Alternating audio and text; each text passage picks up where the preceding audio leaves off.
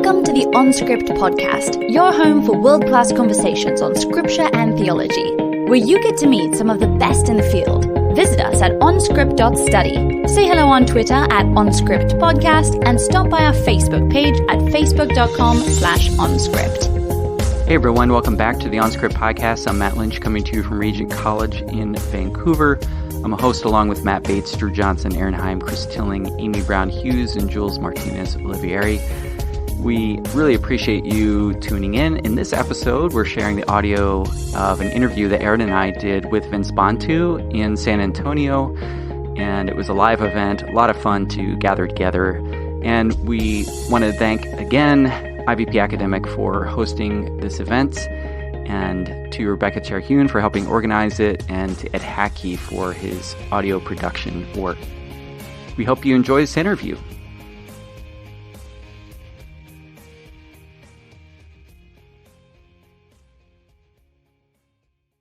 Hey everybody, welcome to a live recording of the OnScript podcast. We're here at the Little Ryan Prost House in San Antonio, enjoying a good time together. And I'm joined by OnScript co-host Dr. Erin Heim. Hey Erin. Hey everybody. And our special guest today, Dr. Vince Bantu. Welcome. Hello, hello. I want to start by thanking our sponsor today, Rolls-Royce Motor Cars, inspiring greatness. And if you use the OnScript, the code OnScript, you get 5% off your next Rolls-Royce if you order that online within the next 24 hours. So please do make use of that. No, but for real, I want to thank IVP Academic. So let's give them a hand for sponsoring this. So, and Vince's book is published by IVP Academic, so it's a fitting occasion to celebrate what you've done, Vince. So, our guest, Dr. Vince Bantu, is Assistant Professor of Church History and Black Church Studies at Fuller Theological Seminary. He's the author of Gospel Haymanot, Constructive Theology and Critical Reflection on African and Diasporic Christianity. And the book we're discussing today, A Multitude of All Peoples, Engaging Ancient Christianity's Global Identity. Vince is the founder and director of the Meachum School of Haymanot, and Haymanot is Ge'ez or Ethiopic for faith or theology, and which exists to bring biblical grad-level theological education to African American, ethnic minority, and low-income communities in a contextualized and affordable manner. Have I characterized that properly? Yeah. Do you want to talk a little bit about that? Yeah. I would say, we started about 3 years ago, and it's named after John and Mary Meachum, who were actually the founders of First African Church in St. Louis, my hometown, in 1817, the first black church west of Mississippi. And they were also actually arrested for helping slaves escape into Illinois on the Underground Railroad. And they actually started a seminary in the church that the state of Missouri shut down because it was illegal for blacks to learn how to read. So they actually took it out onto the river and were teaching slaves to read so they could learn theology, out on the river outside of their jurisdiction. So we named it after them, just kind of after the legacy of the black church of being a resource for theological education in the black community at times when African Americans have been excluded and shut out from theological education from predominantly white institutions. So we're kind of carrying on that legacy of providing, again, accessible, contextual, and also biblical theological education, but also in an Afrocentric framework. Fantastic. Sounds like some great work. So, Vince, tell us a bit about your background and your work as a pastor and how that's fed into what you're doing now. Yeah, so I mentioned I'm from St. Louis, Missouri, born and raised, and St. Louis. I grew up in the inner city on the west side, and it's St. Louis is a very racially segregated, starkly segregated city, and one that's been really wrought with a lot of oppression, and so I came to know the Lord at a very young age and felt a call to be a pastor, and my wife and I also lead a small community church in St. Louis called Beloved Community Church, and I've always had a heart again for urban ministry and really just preaching the gospel in under-resourced communities. And one of the things that really just grabbed my heart at a young age was the way in which I saw even my peers growing up in the hood feeling excluded from the church and from Christianity because of the way that it was packaged and presented as something that was culturally and racially other than us. And I even felt that my own self. And so that's something that I really just have a strong passion for evangelistically and apologetically in my ministry. And one thing in our community and many communities around the world, there's this perception that people have of Christianity as being this white man's religion. And that's not true, but it's communicated in a million different ways, whether it's pictures of Jesus or, who are the people that are running seminaries and denominations, or who are the books that are being assigned to being read, and whose cultural frameworks are used in theological discourse. And so it's an understandable perception that people have. And so I just really have a heart for really preaching the gospel and helping people in my community and other communities that have been marginalized, understanding that Christianity is for them as well, and that we are all made in God's image, and that we can come to God as we are, and that there's no need for cultural assimilation into somebody else's expression of what it means to be Christian. And so when I was in seminary, I took a class where I actually ended up going to Egypt, and it was called Early African Christianity. And I was blown away, and my life was changed. And I just felt this call from the Lord, like a second call, to go into academics and to, I was just going to get my MDiv and just do ministry, in which I do, but it was that experience that really made me feel called to, also do the PhD and do the academic route as well. But with the specific call again of really trying to explore African-rooted Christianity and contextual Christianity, and to teach that in my community in a contextualized way. Yeah. Go ahead. So the follow-up question is, how does this book fit into your journey as a scholar? Which seems like a really obvious answer probably at this point. But I think we'd all still really like to hear you talk just about how did we get here? Because this is an amazing book. Oh, thank you. Glory to God.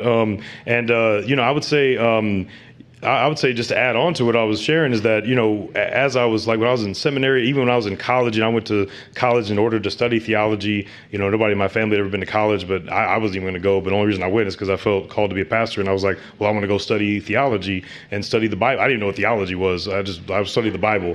And I went, and, I loved it. I had a great time, but I also struggled with not seeing myself reflected in the curriculum, in the professors, in the teaching, and the methodology.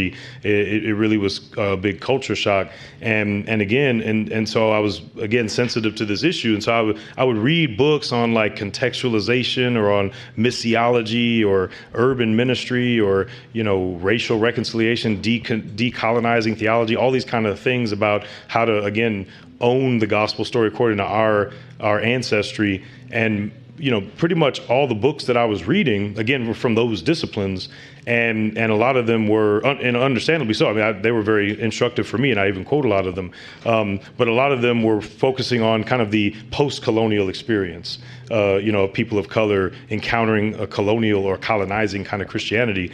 And I think what hit me when I went on that trip was to realize, I'm trying to invent this word now. I use it in class, and just, it's not a word, but, because we're talking about decolonial and post-colonial, but, I love learning about colonial Christianity, like, Christian history that didn't know colonialism at all, and actually even developed theology and liturgy and ecclesiastical structures before there even was a such thing as colonial Christianity. And that was just really, that seemed like something that wasn't in the discussion, again, because most conversations that I see about decolonization or decentering, they're usually taking place in the modern context, and it's always kind of in response to what has been done in the colonial project, which in and of itself, in a way, kind of still centers it, if we're always kind of speaking, towards a colonial center. And so I just want to try to decenter that by highlighting, again, context that just existed completely free and in many ways, in some ways, independent of that.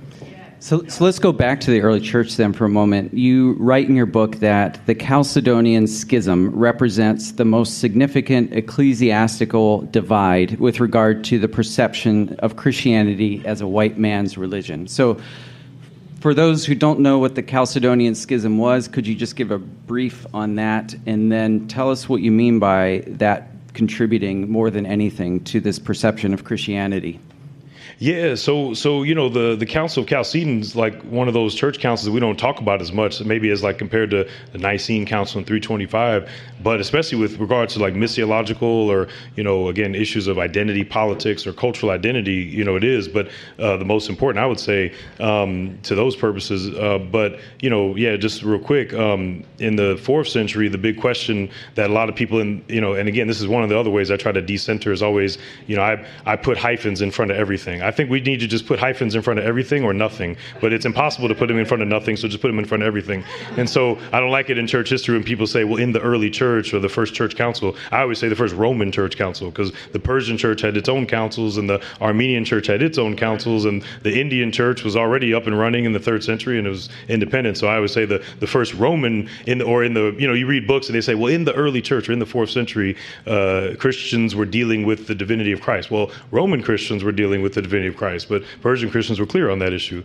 But in the 4th century, the Roman church was dealing with the question of whether or not Jesus was God. And then in the 5th century, the Roman church was dealing with, and actually this one did apply to the Persian church as well, was dealing with how is Jesus both God and human. And there was these different views. The Persian church had its own kind of theology that was developing. And then, within the Roman Empire, there was kind of a big divide between for the most part, the Eastern and Western provinces. And there was, basically two main views within the Roman Empire, and the Council of Chalcedon adopted the view that said Jesus is one person, but he's two natures, right? So he's one hypostasis, but two physis. And, initially the Church of Egypt rejected that vehemently, and then later the churches of Syria and Arabia and even Armenia followed suit and rejected that. And then as Christianity spread in Nubia and Ethiopia also rejected that particular articulation of the faith. But if you follow in the geography, there's a kind of a major geographical implication there where you have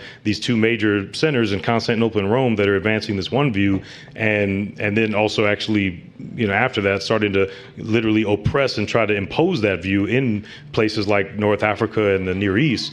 And then again, in the Persian church, which eventually spread all throughout Asia, had a completely different Christology. And so that's why I made that comment, because that up until that point, Christianity was spreading in every direction, and there really was no center. But after that point, that's when kind of the church that developed in the part of the world that we now call Europe kind of had their own doctrine and started to herald it as the only way of talking about something that honestly human words can't capture anyway. And then to try to, again, either impose that on the dominant faith of Africa or Asia, or just reject their theology as heretical. So the two-nature theology is identified with Rome and is leveraged to oppress different parts of the early Christian world. Is that kind of the idea?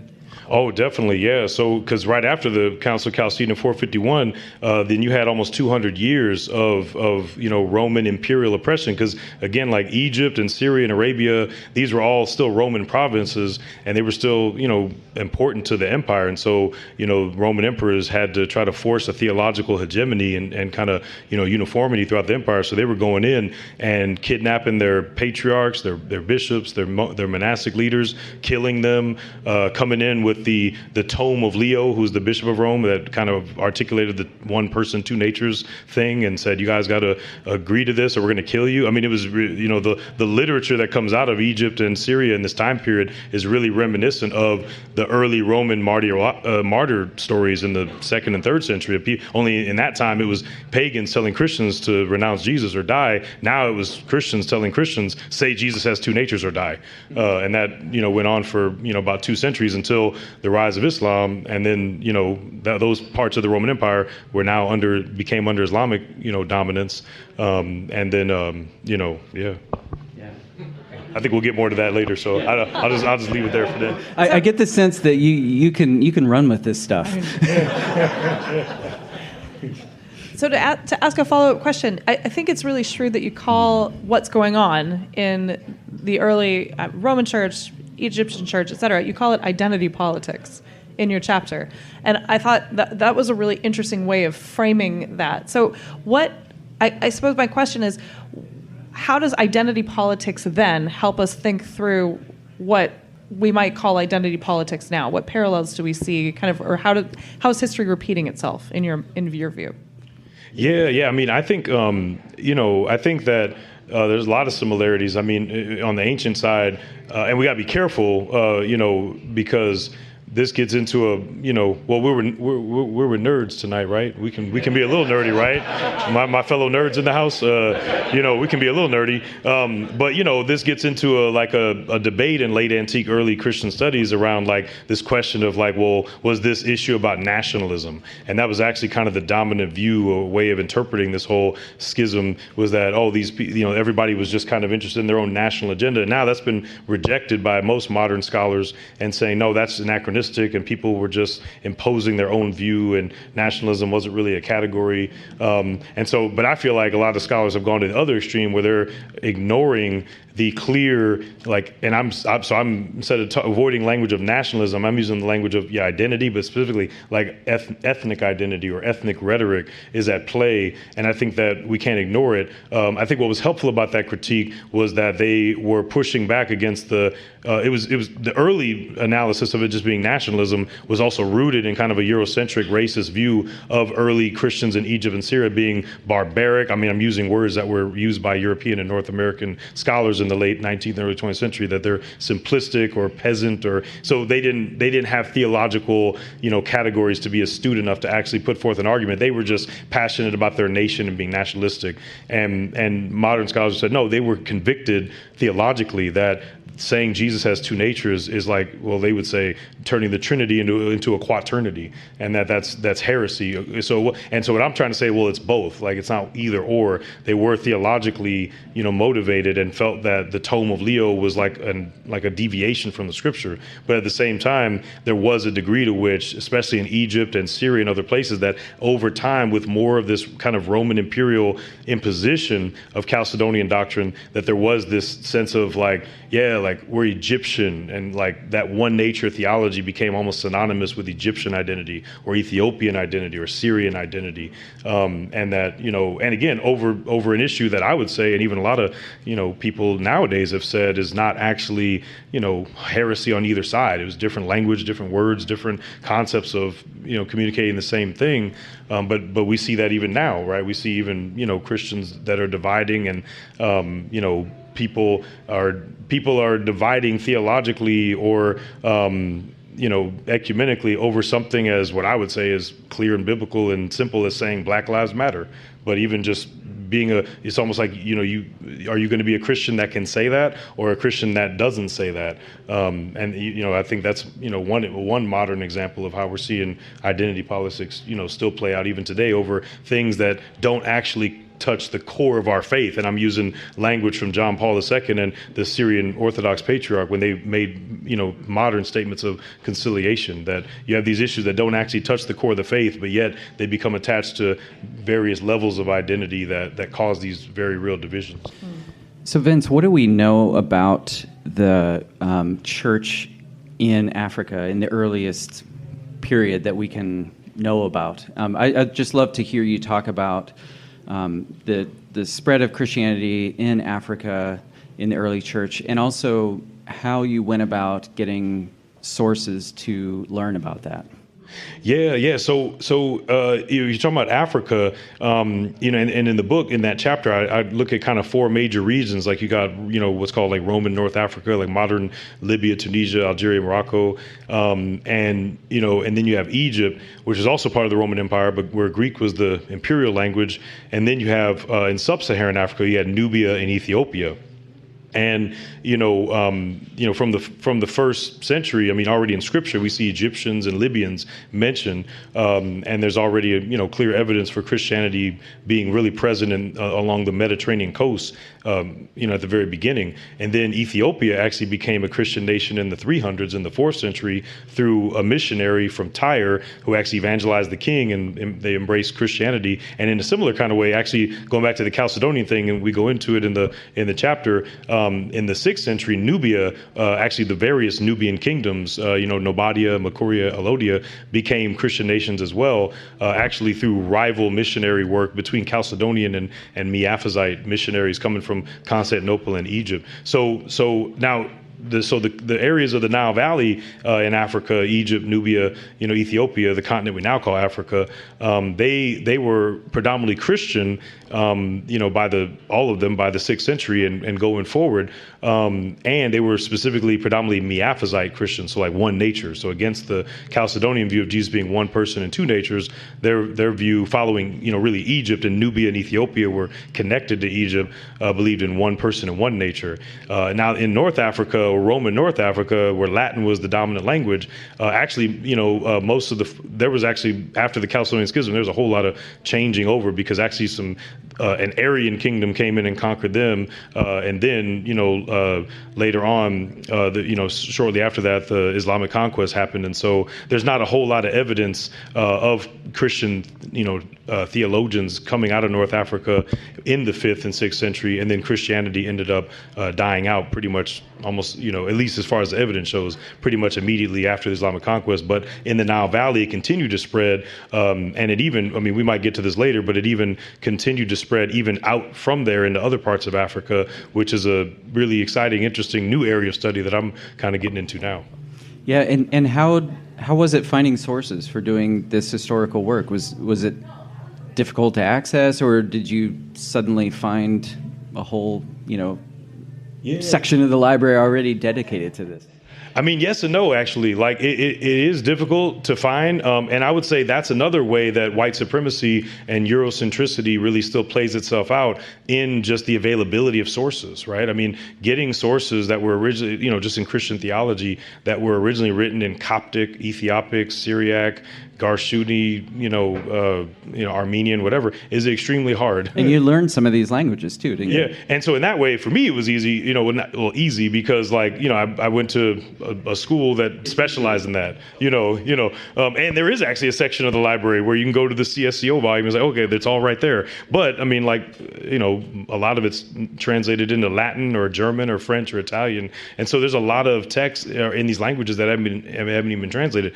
On the flip side, early church theologians that wrote in like Greek or Latin are extremely easy to find, and you can get them, anywhere. And so, yeah, it was difficult to do, but I was blessed to be coming out of a context where I was able to do that. Can I ask a follow-up question on Miaphysite Christology?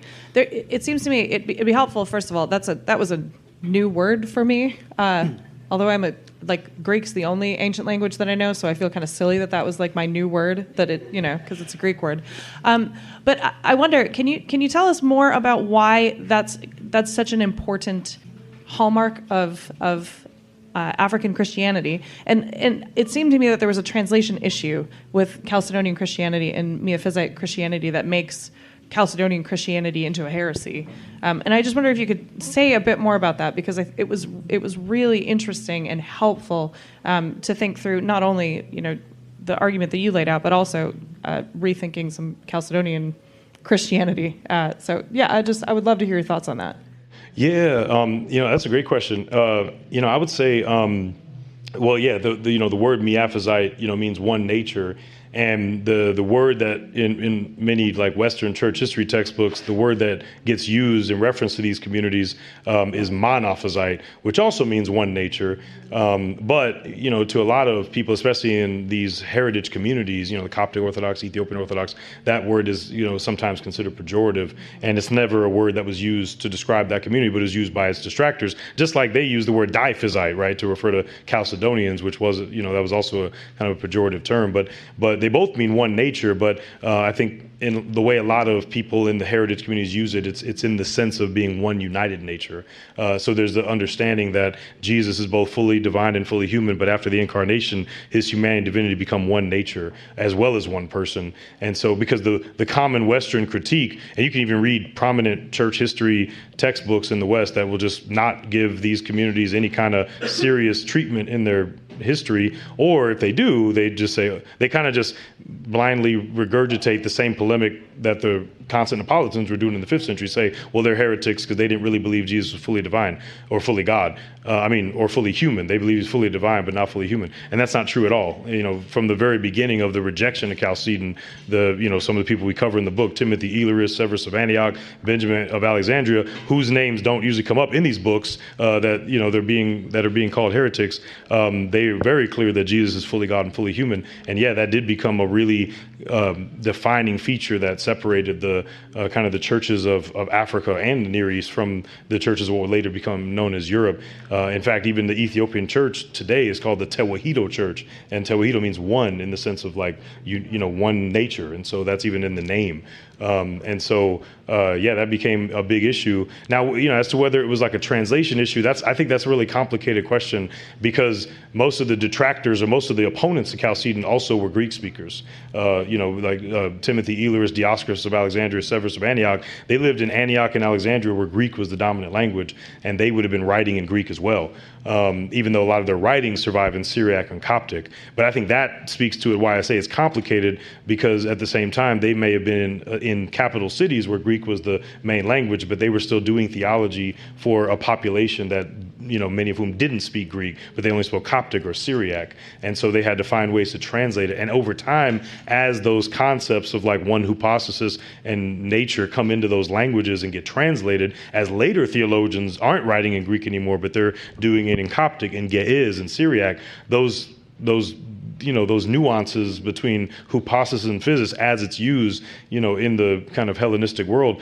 doesn't translate into other languages. And you have people like much later, like, one of the first theologians in Ethiopia to really comment and reject Chalcedon, and also the first identified author in Ethiopia was Georgius of Sagla. And he uses the terms helawe and ge'ez to talk about Jesus' nature. And that's also the word he uses for person. So he's using the same word, which in Greek is two separate words referring to two different realities in that mindset. So, Vince, I'm wondering if you could talk about, as you looked at African Christianity and the spread of Christianity in the Middle East and into Asia, what's something that really surprised you along the way as you were doing that research? The thing that really drew me in was this whole controversy. I wasn't really aware of how serious it was, because I kind of coming up in church history, I hear about the first major schism was in the 11th century between Eastern and Western Europe, and then there was the European Reformation. I say European Reformation because there was an African one as well before the European Reformation, but we talk about that in the book. But yeah, I think this one, being as extreme as it was, and again falling so largely on these geographical and cultural lines.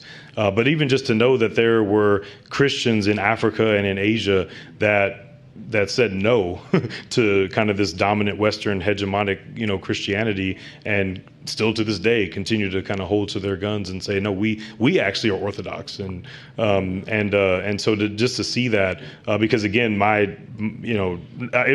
think it was going back to my story, in grad school, just even learning that there were Christians in Africa as early as there were, even earlier than many parts of Europe. That was already very transformative, because I don't hear about that, or I didn't hear about that. But then on top of that, the extra, for me, the icing on the cake was that not only that, but they were a different kind of Christian.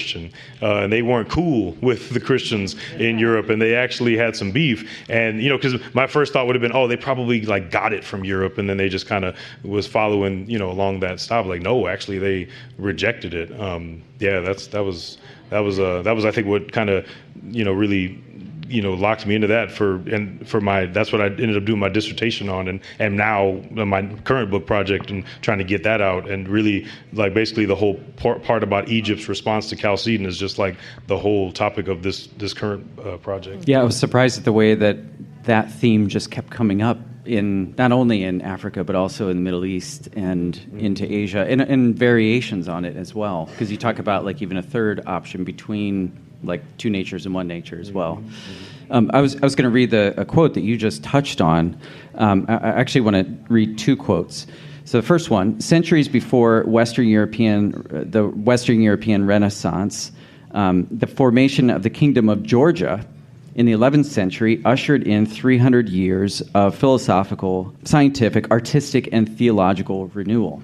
And then another quote, over a century before Martin Luther nailed up his 95 Theses in Wittenberg, Ethiopia was experiencing its own Reformation that addressed many of the same concerns that were raised in Europe. So those are pretty big deals, and we don't hear about them in our textbooks. Why not?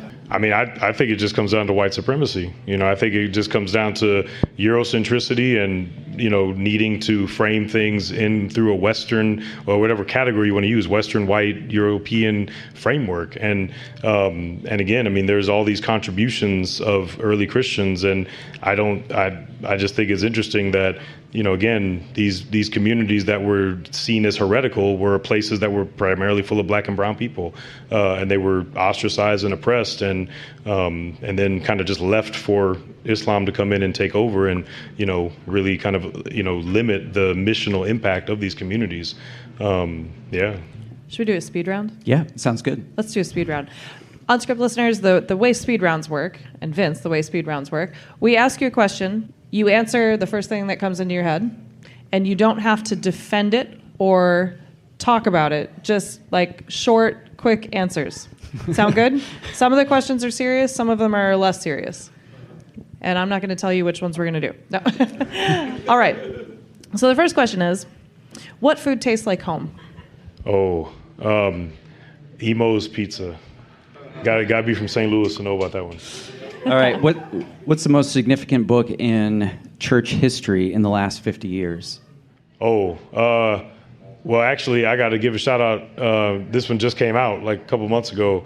But given all the stuff I was just talking about, my man Jamie Walters just released a reader of Eastern Christianity, and for the first time put together a lot of these early Christian texts in Georgian, Armenian, Coptic, Ge'ez, and put them all in English translation with multiple authors. And now people can read this and put it in classrooms. And so I think that's, being the language nerd and all that, like I'm gonna, it's not really a theology book, but I got to give it up for that. What's a trend in society that scares you? Skinny jeans. Oh, I'm so glad that one's like going the way of all flesh.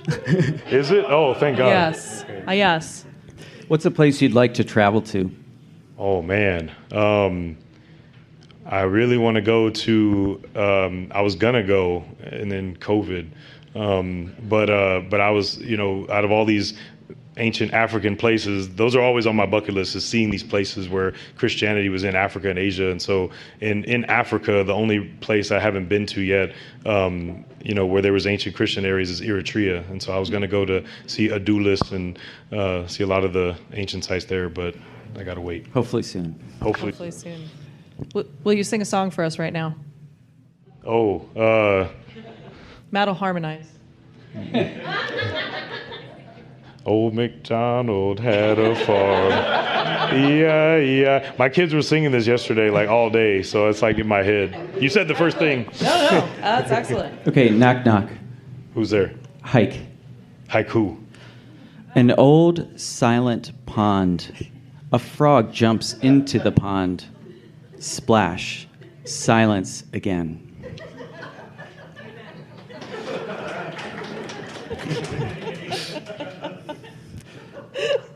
What's something you're reading now or recently that we need to know about?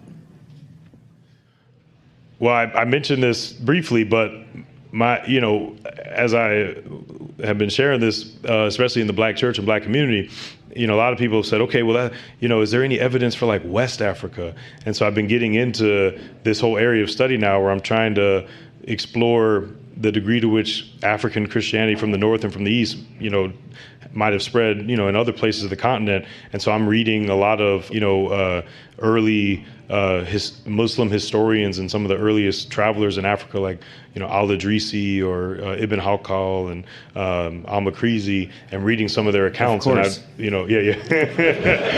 Who else would you read? Yeah. And you're learning Arabic now too, aren't you? I just sort of learned it and trying to make my way through. And actually, tomorrow, I finished learning Arabic a few months ago. Okay, so actually, you're done. Tomorrow. This is actually I'm really excited because again, in a nerdy way, because I'm actually starting my first class in learning Old Nubian tomorrow because I've never learned that. So where do you take Old Nubian? I have a friend who's going to just tutor me in it over Zoom. That's amazing. It is amazing. What's one thing you wish all your students knew? Wish they knew about all this early history in, Africa and Asia. Is that one thing? Seems like there's a lot of things. I know, right? I got to pick one of them? No. Oh, okay. No. So do you have a favorite novel Oh, I don't. Yeah, novels or movie? Oh yeah, movie. My favorite. I can't decide, but I'm an '80s child, so it's between Star Wars and Indiana Jones. Like those are my. Yeah. What's one thing you wish all pastors knew? Oh, all pastors knew. It is okay to take a break and relax. That's a good word. That's a good word at the end of a conference too. Yeah. Yeah. Let's go back to the interview. Or did you have another speed round question? Nope. Okay. No. One of the things that I found really interesting in your book is your research on Christian-Muslim dialogue. And so I'm wondering if you could just talk about some of the ways that Christians in the Middle East and other places were interacting with Muslims and the degree to which you think that could provide a model for us today. Yeah, that's another great question. I think that there was a shift for sure. In the earliest years of Islam, in northeastern Africa and the Near East, for the most part, especially compared to the last 1,000 years, it was pretty peaceful between Christians and Muslims in that part of the world. Especially also because when Muslims first took over in Egypt or in Syria or other places, they were still the numerical minority, and so there were Christians at every level of government and people who had high positions, you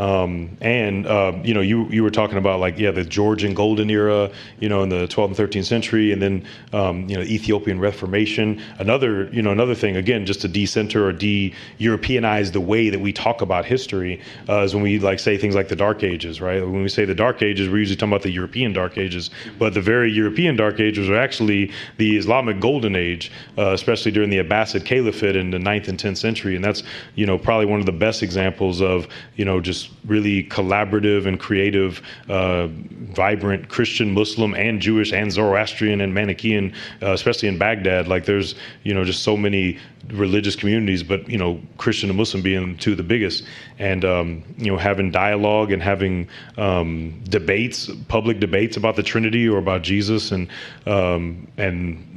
just openly being able to do that. And then in Egypt, in the case of Egypt, interestingly, when the Muslims first conquered in 642, a lot of the Christians who were predominantly Miaphysite were actually, some of them were even happy that the Muslims conquered because they had such a bad relationship with Roman Chalcedonian church. So you have Christians actually getting along better with Muslims than they did with other Christians that they didn't agree with. But of course that ended up changing, especially following the 10th century or the 11th century. And I would say a lot of that had to do with the launch of the Crusades, and the European launch of the Crusades, kind of engendered this sense, among the Islamic forces to the east, that their Christian subjects were going to become traitors and fight with the Franks. And just following up on the theological side of that, you talked about some of the points of continuity that were expressed with regard to Islam and Christian articulations of the Trinity, and I thought maybe that would be interesting to talk about.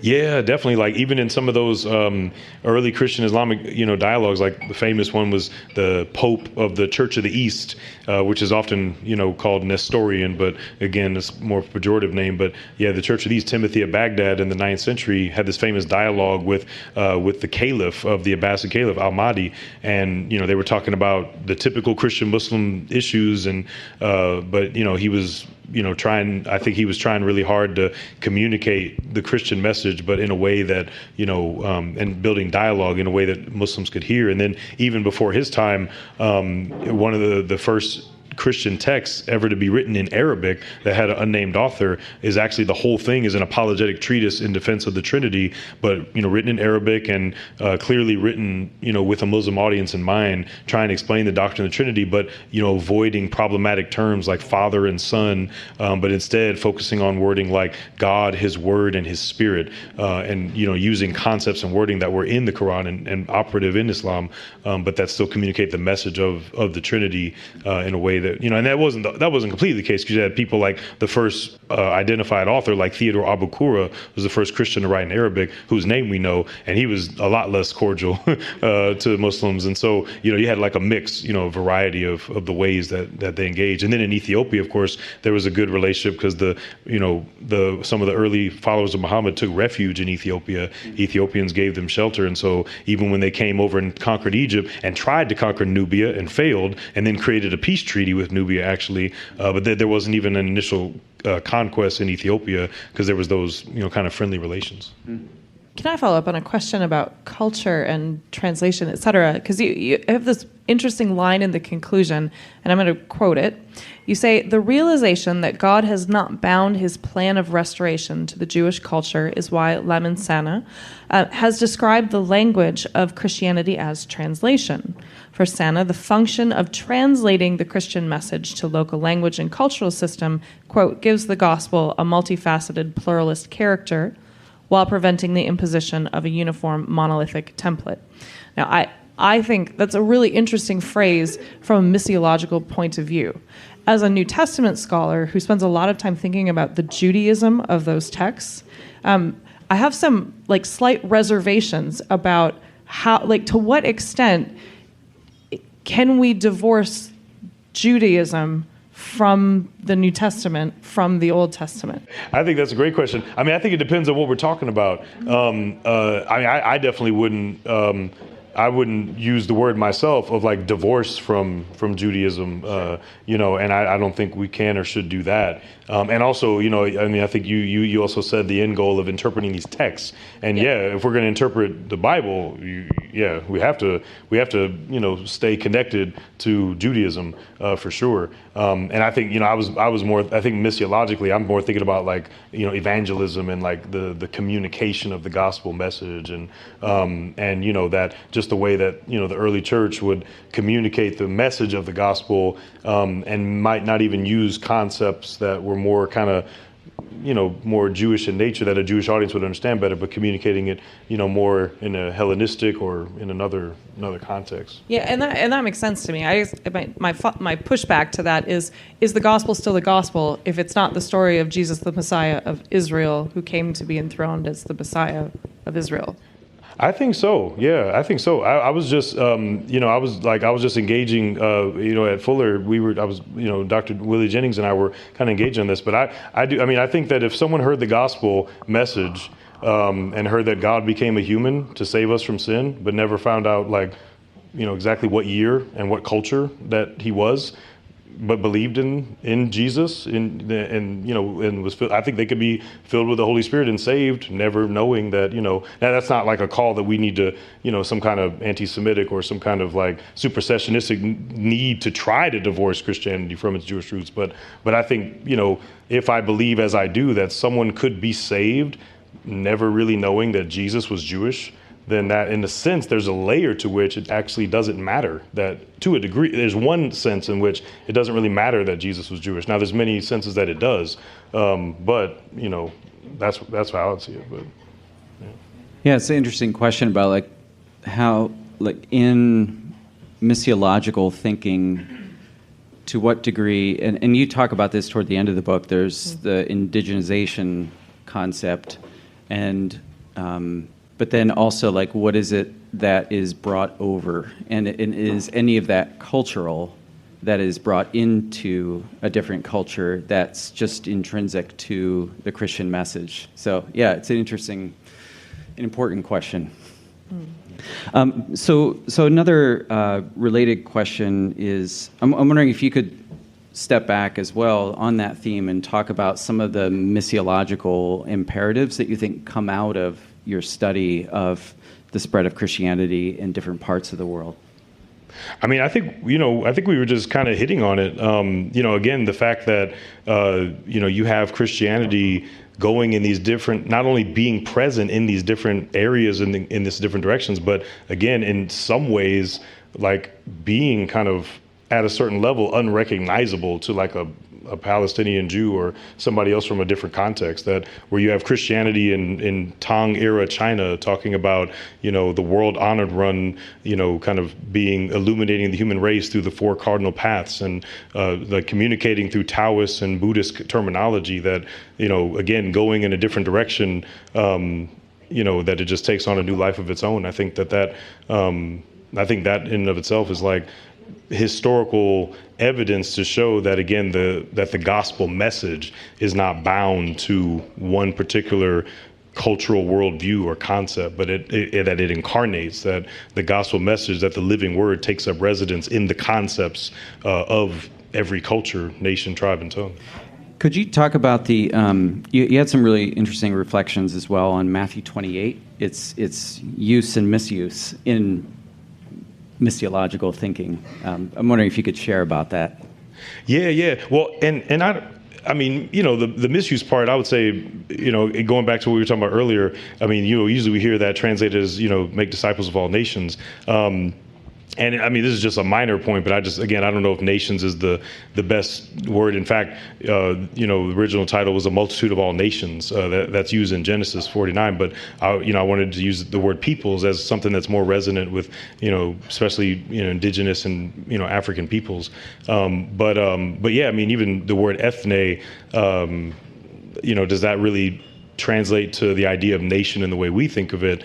But I was also trying to expound on it a little bit more, even in thinking about the fullness from an anthropological standpoint, the fullness and kind of the pregnant nature of what the word ethnicity means, and all that what that is, and thinking about it not just in terms of people, but even kind of the cultural categories or the habitus or the frameworks, the mental models that go into making up an ethnic identity, that like seeing that in the fullness of it, kind of thinking about in Semitic, poetry or language, how oftentimes there's multiple meanings to a word, and we don't necessarily have to pick only one all the time.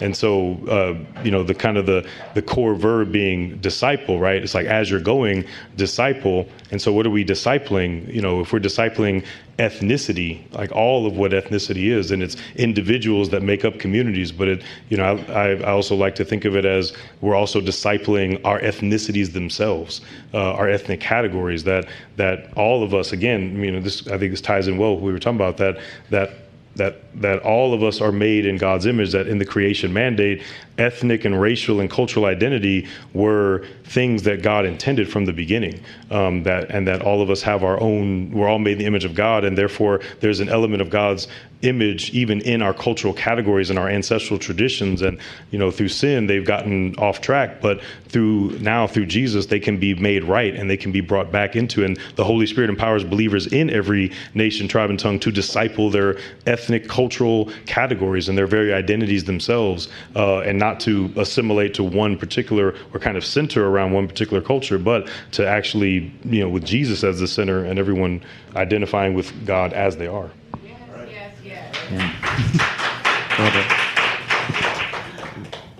Vince, what are your hopes for this book? What conversations are you hoping that it'll change and disrupt? Yeah, I mean, I think one way of putting it is, I think that whether we're scholars or not, just to use a practical example, most people have, even if they're not even a scholar or a Christian or whatever, most people have heard the name like, Thomas Aquinas or Augustine or Martin Luther or Jonathan Edwards, right? But then on the flip side, even many scholars haven't heard the names like Narsai or Babai the Great or Zara Yacob. And, there's, many of these, Asian and African theologians, their names are not even known, even by scholars and even in academic institutions. And so I guess that'd be my hope, is that these African and Asian names can become just as well known as the European names of church history, but also that it can really help encourage us to not only understand that there was people from different places, different languages, different hues that called themselves Christians, but also that from the very beginning they made the Christian message their own. And so my hope is that it can be an inspiration to us today to continue to make the faith our own, and again, not only defining ourselves against something or kind of in like de or post or contra something, but really centering ourselves in our own identity and ancestry and discipling it, understanding that God's been at work, since day one. Well, Vince, we want to thank you so much for taking the time to speak with us tonight, for coming out.